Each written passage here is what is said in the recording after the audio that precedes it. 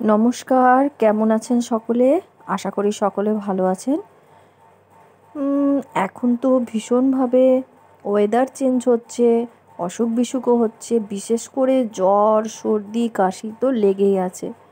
আর আমার ছেলের তো প্রায়ই ঠান্ডা লেগে কাশি, সর্দি হয়েই থাকে। তাই আমি আমার ছেলেকে এই কাশির থেকে মুক্তি পাওয়ার জন্য যেই হোম রেমেডিটা তৈরি করে খাওয়াই, সেটাই আজ ভাবলাম আপনাদের সঙ্গেও শেয়ার করব। তাই এর জন্য আমি নিয়ে নিয়েছি গাছ থেকে কতগুলো তুলসী পাতা, বাসক পাতা, দুটো তেজপাতা আর লবঙ্গ 4-5টা মতন, আর আদাটার ছাল ছাড়িয়ে ভালো করে ধুয়ে নিয়ে ছোট ছোট করে টুকরো করে নিয়েছি। এমনিতেও আদা ভীষণভাবে অ্যান্টিঅক্সিডেন্টের কাজ করে, তো সর্দি কাশির পক্ষে আদা ভীষণই উপকারী। তাই আমি যে রেমেডিটা তৈরি করছি সেটাতে আদা দিতেই হবে।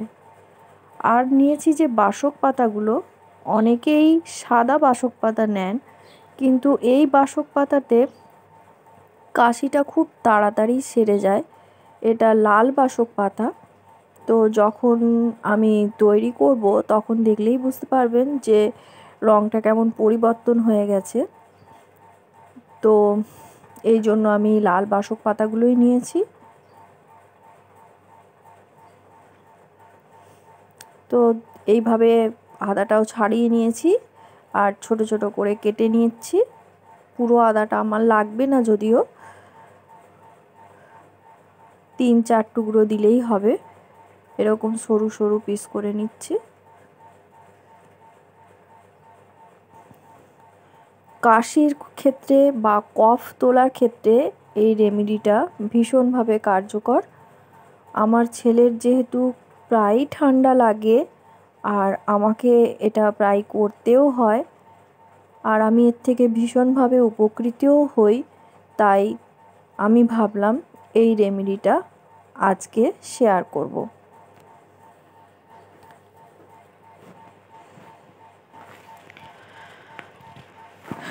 তো দেখো, এই রেমেডিটা তৈরি করতে যা যা উপকরণ সেগুলো আমি পুরোপুরি নিয়েও নিয়েছি। আর একটা বাটিতে, অ্যালুমিনিয়ামের বাটিতে 3 কাপ মতো জলও নিয়ে নিয়েছি।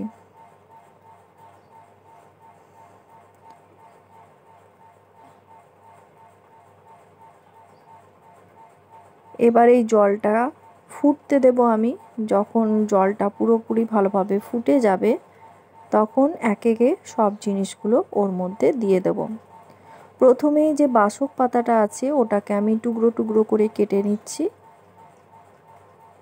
ছোট ছোট করে কেটে ওই গরম জলের মধ্যে আমি ওটা দিয়ে দেব। সর্দি কাশিতে এই বাসক পাতাও ভীষণ উপকারে আসে। এরপর যে তুলসী পাতাগুলো তুলেছিলাম গাছ থেকে, সেই তুলসী পাতাগুলো বেশ খানিকটা দিয়ে দিচ্ছি।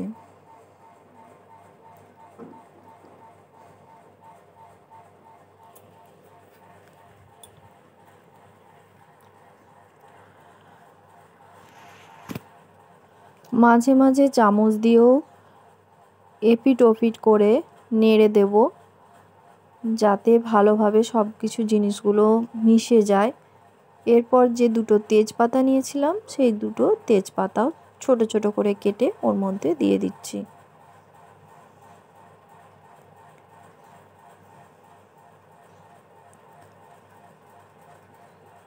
তিন কাপ যে জল নিয়েছিলাম সেই জলটা কিন্তু শুকোতে শুকোতে 1 কাপে এসে পৌঁছাবে, তখনই জানবো যে আমার এই রেমেডিটা তৈরি হয়ে গেছে। এরপর দিয়ে দিলাম 4-5টে লবঙ্গ আর 3-4 টুকরো আদা। সবগুলো উপকরণ দিয়ে আমি প্রায় 25 থেকে 30 মিনিট পর্যন্ত লো ফ্লেমে কিন্তু এটাকে ফোটাবো। কমে আস্তে আস্তে এই 3 কাপ জলই 1 কাপে পরিণত হবে, তখনই এই রেমেডিটা তৈরি হবে। দেখুন বন্ধুরা, দেখে বুঝতেই পাচ্ছেন যে রঙটা কেমন জলের পরিবর্তন হয়ে গেছে। আমি প্রথমেই বলেছিলাম যে এটা লাল বাসক পাতা।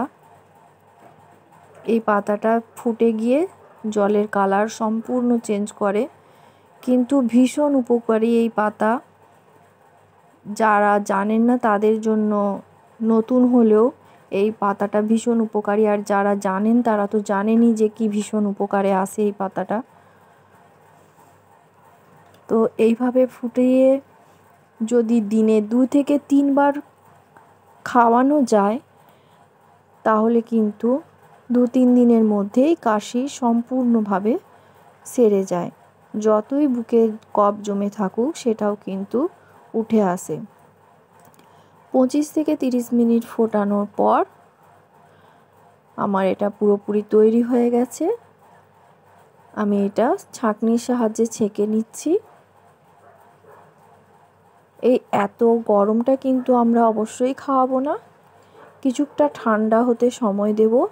কিন্তু হালকা গরম যখন থাকবে, খাওয়ার মতো হালকা উষ্ণ গরম থাকবে, ঠিক সেই সময় 1 চামচ মধু দিয়ে দেব ওর মধ্যে মিশিয়ে। মধু দিয়ে এটা আমরা খাওয়াবো। তো ভীষণই উপকারী এই রেমেডিটা, আপনারা অবশ্যই বাড়িতে ট্রাই করে দেখবেন। আশা করি আপনাদের উপকারে আসবে, তাই আপনাদের সঙ্গে শেয়ার করলাম। আর ভালো লাগলে অবশ্যই একটা লাইক করবেন, কমেন্ট করবেন, শেয়ার করবেন।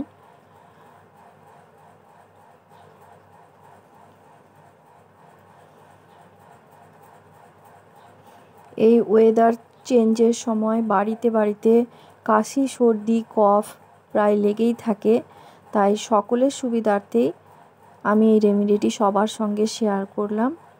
এবার ছেলেকে এটা আমি খাইয়ে দিচ্ছি। ওরও প্রচণ্ড কাশি হয়েছিল, বুকে কফ জমেছিল। তো 2-3 দিন খাওয়ানোর পরেই কিন্তু ভালোভাবে সম্পূর্ণভাবে সেরে যায়।